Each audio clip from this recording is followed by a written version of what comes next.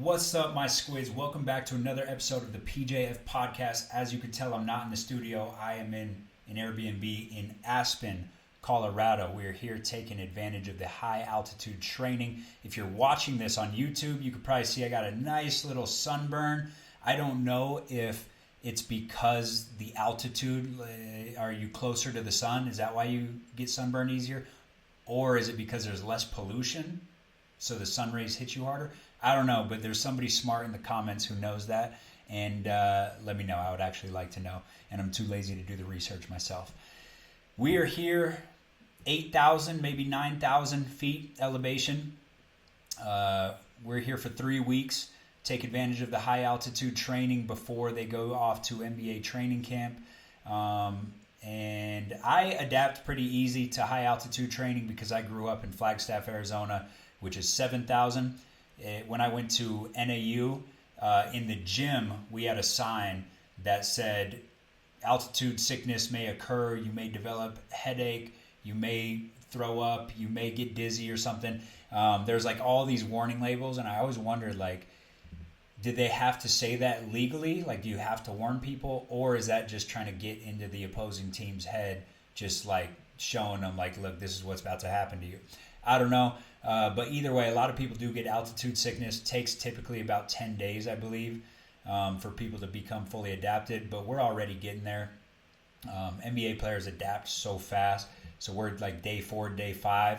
And I feel like we're already starting to get over the hump. And then when we head back to sea level, easy. You run for days. Obviously, there's a maintenance protocol that we have to do after that. Typically, the best option, I believe, is to live high, train high, which means you potentially sleep in a tent and you train with a mask. We could be on a treadmill training with a high altitude mask. And you don't have to do that often. I think it's like every once or twice a week you have to do it just to maintain the benefits. Otherwise, you just go back to sea level and 10 days later you lose all the gains. So today, what I want to talk about is compensations, movement compensations. One of the big reasons for a lot of injuries is movement compensations. However, it goes a lot deeper than what the industry wants it to be. The industry wants to assess you, look at alignment, look at your movement, and if you move different than how somebody else moves, they go, oh, you got this movement compensation, we have to fix it. A lot of times that movement compensation was your last line of defense. It was the one thing that was keeping you healthy enough to play, and then you remove that. There goes your last line of defense, and then that actually causes an injury. So sometimes it's really good to fix compensations. Sometimes it should be left alone. I'm going to tell you guys the different types of compensations. I have 3 categories of why a compensation occurs, and then at the end we'll talk about what compensations would we change, what compensations would we leave alone. All right, so first let's go through the 3 categories of the types of compensations. Type number 1 is a compensation in response to inactivity. So this is some athletes, but this is a lot of the general population.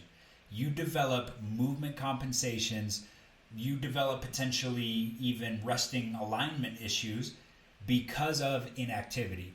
So when we're inactive, even if it's for 3-4 weeks, like not a long period of time, we're just not active enough. Certain muscles get weak, certain muscles get tight. Oftentimes we have protective tightness. So certain muscles, let's just say that I've been sitting too much, I'm not active and my hips become weak, right? I don't have enough hip stability. I might have some other core muscles that actually kick on and develop some protective tension so that it can hold the joints in place. And so like maybe my hips are weak, so therefore my QL turns on, my quadratus lumborum. And so now I might have a hiked pelvis. Let's say the right side of my pelvis is hiked up, and let's say right side of the rib cage is lowered, so I'm side bending to the right. I have a right shoulder that is lower, a left shoulder that's higher. It's actually a super common compensation. Not saying it's because of the QL, but that presentation of right shoulder lower, right hip higher, that is a pretty common resting alignment that you'll see. And that could potentially influence how we move if we're stuck in that position and we can't reverse out of it. So what all the trainers do in this situation is they go, oh, we need to fix the pelvis. So they do a bunch of drills to level out the pelvis, and maybe some lateral line stretching to lengthen that QL and to get the shoulder to even up. The problem is the underlying issues, first principle thinking. What is the cause? Remember, the cause was just general weakness. Your hips were weak. You're sitting too much. You're not active enough. So you don't solve an activity issue with corrective exercises. You solve a activity issue with activity. So if you just gradually get people going, get people walking, get people in the weight room 3 days a week, go through basic full body strengthening circuits, do some core training, strengthen up your hips, gradually work into from walking to running. A lot of times after a couple weeks, the hips get stronger, and then that QL, right, in our made up example, that QL goes, oh, you're strong enough to hold your own. I don't need to have this protective tensioning anymore, so I can release. And all of a sudden, your rib cage comes back up, your shoulder comes back up, you're perfectly level at the shoulder, you're perfectly level at the pelvis. Now, I would, in that presentation, I'd have one groin that's really tight, one groin that's actually a little looser, and now they would feel about the same. Potentially, especially if we had rotation of the pelvis that usually comes with that hiking, I'd have one hamstring that's tight and the other hamstring that's not tight. I'd have one hip flexor that's tight and one hip flexor that's not tight. These things would start to even out. We didn't have to do corrective exercises to fix this. We just had to get active. Everything fixes itself. So this category number 1, a compensation in response to inactivity, is probably the most common that I see. I wish I knew this as a young trainer when I first started out. I did not know this. So I tried to treat everything as if we need a corrective exercise. Now I'm like, hey, let's get active and let's get strong and let's see where that takes us. Okay. Now, category number 2 is a compensation that occurs in response to injury. So prime example, and this one actually hits home for me because this was my case. I had so many sprained ankles and so many severe sprained ankles that the ligaments in my right ankle were just never quite the same. It took about a year to rehab to get back to jumping after the bad sprain that I had in college. And ligaments can adapt, but only to a certain extent. There's possible that there's over lengthening of those ligaments for good. And so doctors told me, you'll never you'll never sprint again, you'll never jump again unless you get surgery. I decided not to get surgery because I heard some other opinions saying a lot of people come back worse after surgery. So I elected not to get surgery. I elected not to listen to those doctors who said I would never play sports again. And I just gradually started strengthening. This is where I became so obsessed with foot strengthening, ankle strengthening, lower leg, was in college. And gradually I started feeling better and better and better, and my ankles got more and more stable, and everything started to come back, and I got back my vertical back in the 40s, and I got healthy again. However, my body did pick up compensations along the way. One compensation in this scenario of the ankle sprain and the over lengthening of those lateral ligaments would be the peroneals kicking on. So the peroneals, think about the muscles on the shin, on the side of the shin. These are super dominant in basketball anyways. We do all this lateral movement. It's a everter of the foot. It's a plantar flexor. It actually helps the calves in plantar flexion. But if you over lengthen those lateral ligaments, those peroneals tend to kick on even more for just protective tensioning. So my peroneals are going, hey, your ligaments don't have the same amount of stability. I need to be on working at all times in order to make up for that. I got to take up that slack. And because of that, they get sore more often. They don't recover as fast. Like a tight muscle doesn't recover as fast because even in resting, like you go to bed, a looser muscle delivers blood flow better. So you get more oxygen to the muscles. If it's really, really tight and it's on at all times, that's a muscle that's not going to recover very well. And that's where you get a lot of recurring strains in certain muscles, especially like the hamstrings. If you have really tight hamstrings that you can't deliver blood flow as well, and you can't get nutrients in and get the waste out as well because that hamstring is just so tight. A lot of times that's a hamstring that's going to have recurring injuries. It's always going to be sore. It's not going to recover. Anyways, I'm going off track. When those peroneals kick on and they're working at all times, it is the correct compensation. Sometimes my brain doesn't want to acknowledge that. And sometimes I'll get on a massage table and somebody will dig in there and loosen it up, and then I'll stretch it. All right, I'll come to the outside of my foot and do some peroneal stretches, and I feel so good because it relaxes. And I go, wow, I wish I felt like this all the time. But then I get out on the court and my ankles don't feel as stable. What happened? I took away the protective tightness. The tightness was there for a reason. The body is incredibly smart. My dumb little conscious brain said, the body doesn't know what it's doing. Let's loosen that area up because it feels tight. And then I don't have as much stability on the court. So sometimes I get these like random little rolls. Like I haven't had a bad sprain in a long time, but I'll get like little rolls, and that'll tell me that maybe those peroneals aren't working as hard as they're normally working to make up for the lack of ligament support that I have. And so, hey, I have a compensation with tight peroneals, and I know that when I go play basketball or do plyos or whatever, especially lateral slides, hill sprints, I might be a little bit sore. I might be a little bit tight the next morning waking up, but it's not a problem. It's never been a problem. That's something that I have to deal with, and that's a compensation that is it's a beneficial compensation. Majority of players in the NBA have some sort of compensation. Some of them get so bad, they get driven so far into that compensation, it causes an injury. But some of these compensations are actually saving the athlete. Like I said, it's that last line of defense that's actually keeping them in the game. So that is category number 2, a compensation in response to injury.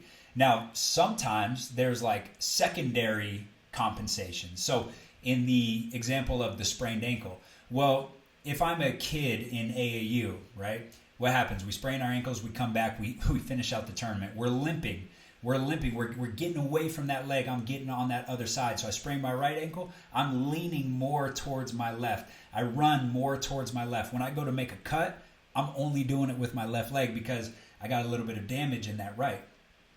So sometimes you go play a whole tournament, and then maybe you play the next week, and then maybe you play a tournament again the next weekend. And even when the ankle heals, you've developed a new motor pattern, and your body starts to really trust the left side more than the right side. And that becomes your new, what we call perceived center. Gary Ward, I think, coined that term where you could put somebody on like a balance plate. I've done these tests like with pro dunkers before, and you could say, okay, stand perfectly balanced, equally distributed between left and right. And they're like all the way over on the right, or they're like 60, 70% over on the left, and they're like, all right, I'm balanced. Their perceived center, what they think is center, has actually shifted over to one side or the other. Typically, when your perceived center has shifted to one side, you'll see compensation, you'll see alignment changes along with it. So in this example, I was trying to get off that right ankle, so I move more towards my left side. I have 65% of my weight on my left.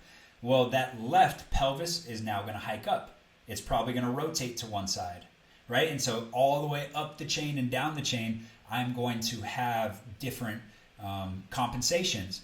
So again, the trainer would go, look at the pelvis is too high, or the pelvis is rotated, we got to fix that. Maybe that's good, and maybe those corrective drills wouldn't do any harm, and maybe there's potential benefits there. However, what caused the compensation? You go back to the root cause, first principle thinking. Oh, this all stemmed from spraining my right ankle too much. I got to get back the stability in the right ankle. Like I got to fully rehab that right ankle. And then I got to retrain the body, right? I got to retrain how to squat while staying balanced. I got to film myself from the front and from the back in slow motion and do a goblet squat. And watch myself. As I go down, I'm probably going to veer towards that left. And I got to work on staying center and get my body to trust that right side. Because sometimes the ankle comes back, you got full stability, but the brain still doesn't trust it. So it's just re-educating the nervous system to trust that right side. Get your perceived center back to your actual center, and pelvis levels out, shoulders level out, feet level out. You probably, in that scenario, you probably had one major supinated foot, one pronated foot, right? It's called mixed foot, which is common, and that's okay. But those would probably even out a little bit. That flatter foot would probably develop a little more of an arch, and that overly supinated, the higher arch, would actually probably lower a little bit, and they'd be a little bit more balanced. That's one thing to look at also when you have alignment issues. I put that in quotations. What do the feet look like? Sometimes when you have these compensations, the feet tell the story. The feet can tell the whole story. One foot is going to be very supinated, high arch. One foot is going to be pronated, low arch. Again, I've had some players with 45-inch verticals who played long careers, super durable, and they've had this. So I'm not saying that's automatically an issue. However, if you're presenting with symptoms, then yeah, that's something to look at. That's something we could potentially fix. So that was category number 2, where it's a compensation in response to injury. We always do want to try to correct this compensation. However, we don't want to find the final layer of that compensation and correct that. We want to go back to the root cause and fix that root issue, and that tends to solve everything. And then category number 3 is compensations that happen in response to exposure to a certain task. So you're specializing in a sport, and that sport actually calls for these compensations. Well, what would be considered compensation for traditional standards? So you go into a doctor, a general physical therapist, and they do these range of motion tests, and the baseball pitcher has so much shoulder range of motion, the physical therapist freaks out because they have a textbook that says you should be within this range and this range, and they're not taking into account that you actually make these adaptations in order to do that task of throwing a baseball 100 miles an hour. And so you adapted to the task. That's technically not an issue, but a lot of people see it as an issue. They see it as a compensation. The classic example would also be anterior pelvic tilt. Like a lot of 100-meter sprinters are in this big anterior pelvic tilt because that's the position that you're sprinting in. And so you put yourself in that position over and over and over again. Eventually your body starts to adapt to that. Is that a bad thing? Not necessarily, because you're probably putting the right amount of tension through the hamstrings, through the entire post chain that allows you to access force production quicker. Instead of being in a posterior pelvic tilt and then to access anterior, which you need to go fast, you then need to go from posterior all the way to anterior instead of actually starting closer to that max anterior tilt. This does place the hamstrings on increased tension. You probably don't need a study to understand that if you just look at the origin of the hamstrings on the pelvis, and then you imagine, okay, we just tip that thing forward. You could see how that places more tension through the hamstrings. So I would say, yeah, if I see somebody in a big anterior tilt, I would hypothesize that they are more likely to get a hamstring strain. I would also hypothesize that they might be geared towards speed. So if we remove that, we're probably going to make them a little bit more injury resistant in the hamstrings, and we might make them a little bit slower. And so there's always that give or take. And again, if you're not symptomatic, if you don't have recurring hamstring strains, that might be a good thing. If you're symptomatic and you have recurring hamstring strains and we go, hey, could you maybe lose a half a step? Of course, a 100-meter sprinter cannot. But a basketball player, hey, you're so skilled. Okay, we could lose a half a step, and let's get you a little bit more posteriorly rotated, and let's take some strain off that hamstring. Maybe that's a good move. Maybe that extends their career. Now, even an athlete with an excessive anterior tilt, if you do posterior tilting drills, that's not automatically going to make them lose that anterior tilt. If they're doing the task, if they're sprinting, if they're going out and playing, they're probably going to stay in that, and they're probably going to stay in that orientation. However, if you do some posterior tilt drills, you might teach them how to reverse out of it. So it's really not where we're starting from. It's not the resting alignment, which trainers just obsess over. What is the resting alignment? That matters, but if I'm in that anterior, can I go posterior? If I'm in a lateral tilt, can I laterally tilt the other way? If my pelvis is rotated one way, can I reverse that? Typically, if you can reverse that motion, you run into much less injuries than if you're stuck in one position.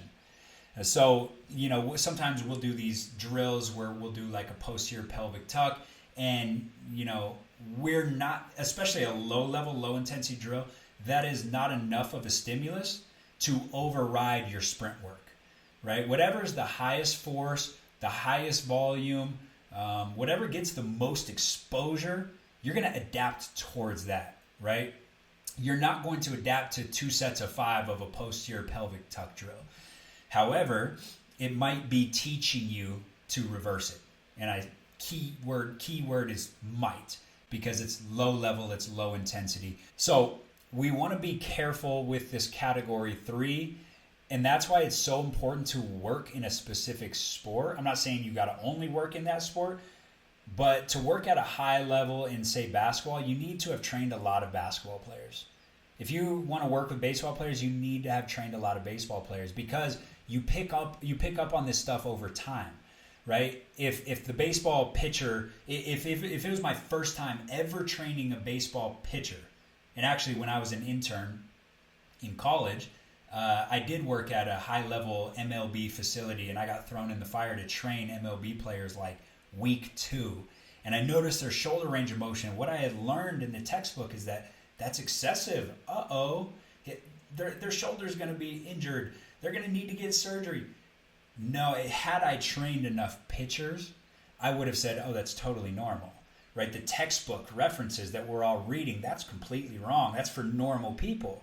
And so a normal person with that excessive shoulder range of motion, maybe they would get hurt if they can't stabilize that. But a pitcher, they would actually get hurt if they stiffened that shoulder up. So if you went and you did a bunch of rehab and actually got them to lose that range of motion, which would probably require taking them away from pitching for a year, if you got them away from doing that motion, they would probably lose that. And then, ooh, yeah, good, we got them within the textbook standards. Yay, we're winning. Then they go to throw a pitch. They would throw out their arm, like they would strain a muscle. And so we would actually injure that person by getting them to this scientifically standards that we all acknowledge. And so you got to kind of work with a lot of people in these industries. And it helped when I worked with a lot of pro dunkers, because you saw a lot of different compensations. You would see right leg, like their right-left jumper, you'd see right leg way bigger than the left. Left leg skinny, right leg huge. And whoever dunks more, whoever puts in more dunk practice, the bigger that asymmetry typically, especially if they don't do strength training. All their training is I just go dunk every day. We would see these huge compensations. At first it freaked me out. It was like, oh man, studies told me that if it's greater than 15% difference, then there's going to be an injury. However, their task is jumping right-left. If that's your task, and that's what you go do every day, your body is actually perfectly organizing for that. You're actually safer. That asymmetry actually made it safer for you to go do that task. Now, if you say, well, I want to go run a marathon, or I want to go play soccer, now you might be at an increased risk, because now you have to do a different task. So now you have one leg that's really strong, one leg that might have a lot of pop, a lot of elasticity, but it's a little weaker. You don't load into it as well. Well, now we change the task. So you're not perfect. These dunkers aren't perfectly built for that task. That's why you also got to be, like with pro dunkers, high jumpers, you got to be conservative in how you progress their sprinting. If you want to get them into sprinting, you have to like really gradually get them in, because their bodies are not built for sprinting. Their bodies are perfectly aligned for jumping. So yeah, be careful when you're looking at somebody's alignment or their compensations and automatically suggesting, okay, we got to fix it, because maybe they're perfectly organizing towards the specific task that they're doing, and maybe you don't have enough experience training people who do that task, training people who do that sport. Maybe you haven't seen the trends of, oh, actually, I've seen this alignment. Actually, I've seen this scenario where the right leg is way bigger than the left leg, and they still jump 45 inches, and they still have durability. They still do it every day on a blacktop, and they've been doing it for 10, 15 years.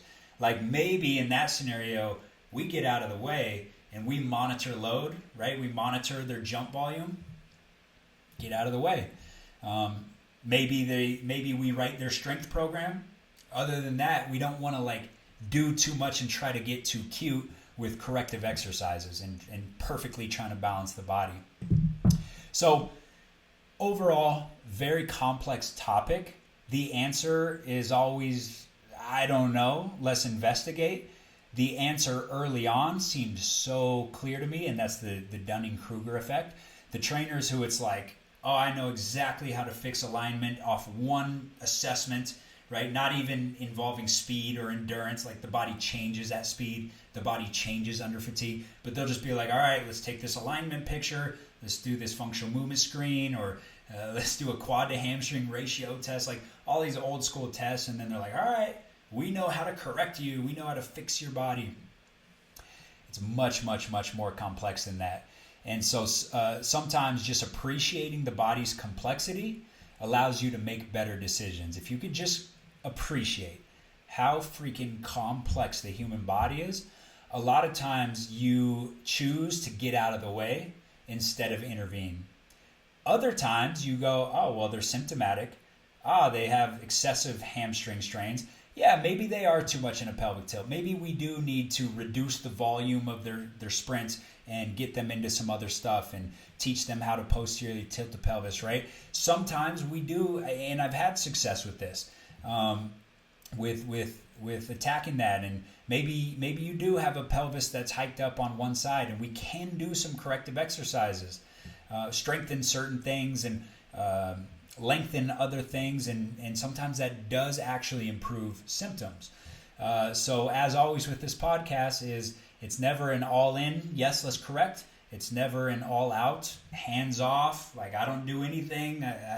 All I do is monitor jump volume. All I do is monitor load. No, like somewhere in the middle, like let's make informed decisions based on the athlete in front of you. All right, guys, that is it for today. Short podcast, but maybe just some food for thought. As always, check out pjfperformance.com. We still have our Labor Day sale live. We have all programs 20% off, which is a big sale for us. We normally just do 15%. Right now we got 20%. Unranked Academy, you can get 20% off monthly or off the full year. Vert Code Elite, same thing. Vert Code Body Weight, Fat Don't Fly, Durability Code. All of our programs, 20% off. If you're looking for products, go to Amazon, check out our PJF extended length bands. Be careful. Don't go to comparable sellers or other resellers. A lot of people are scamming people. I saw it started to pop up in our reviews. People are saying, hey, we're receiving a 32-inch band. They're saying that this band is not as big as Paul is making it out to be. The band is longer than 6 feet tall. I have a picture with it, and it's way, way, way bigger than me. If you're getting a band that's 32 inches, it's because a BS reseller is making some fake product and sending it to you.